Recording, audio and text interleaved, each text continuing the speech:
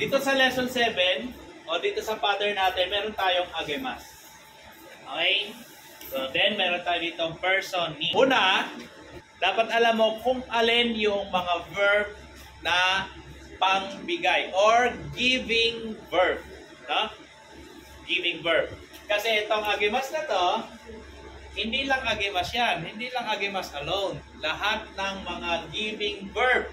Kagaya ni send, give. Alin ba yung mga pangano natin dito? Send, give, lend, teach, and make a phone call. Borrow, ikaw ang hihiram. Lend, ikaw magpapautang. No? Send, give, lend, teach, and make a phone call. Kahit yung write a letter, pambigay din yan.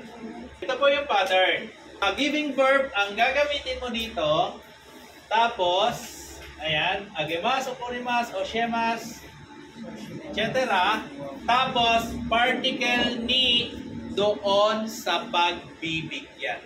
Particle ni, the particle ni is used to indicate or to denote the recipient. No, particle ni, yung person na pagbibigyan mo, particle ni. Okay, ulitin ko Giving verb, ang gagamitin mo.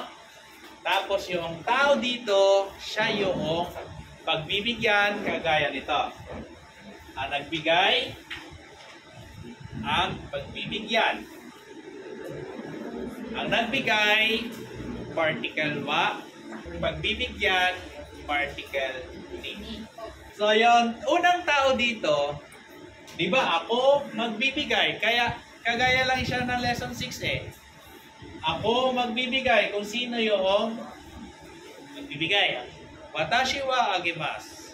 Di ba ginawa natin kanina? Watashi wa hana o agemas.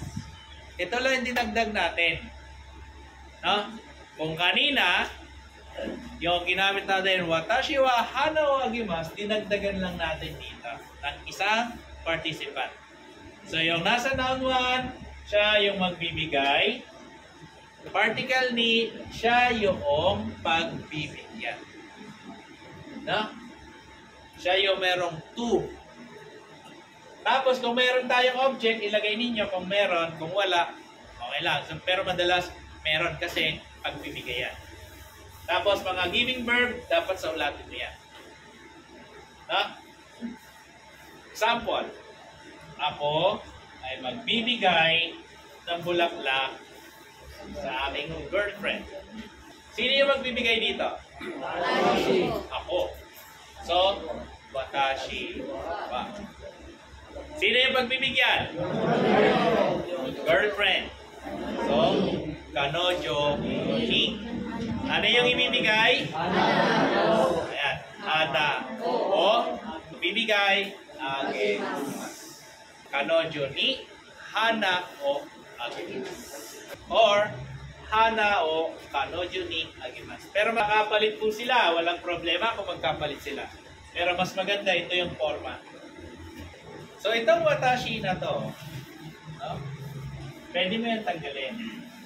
Basta ang pakakatandaan mo lang kung sino yung pagbibigyan particle ni. No? So kanojo ni hana o agemas. Magbibigay ng bulaklak kay girlfriend. The teacher ay nagturo ng Nihongo sa students. Sino yung magbibigay dito? Si teacher. No? Sensei. Wa. Kanino? Ay. Gamsei. Ni. Ano gagawin? Nihongo. Wo. Turo na. O share hashtag. Yung araw, A-sang and B-sang. Hay, paano ito gawin? A-sang wa, B-sang ni, presento, agemas. Hay, one more. A-sang wa, B-sang ni,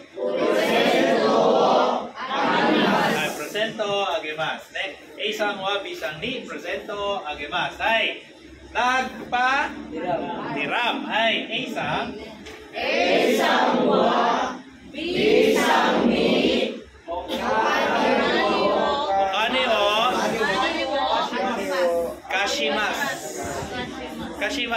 Karimas, magbabarrow. Kashimas, mag-lend. Ay, one more. Isang.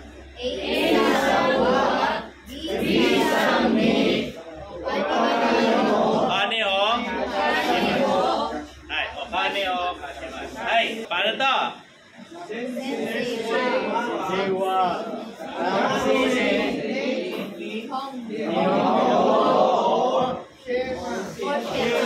Ay, Oshimas, nagturo. Ay, one more, sensei.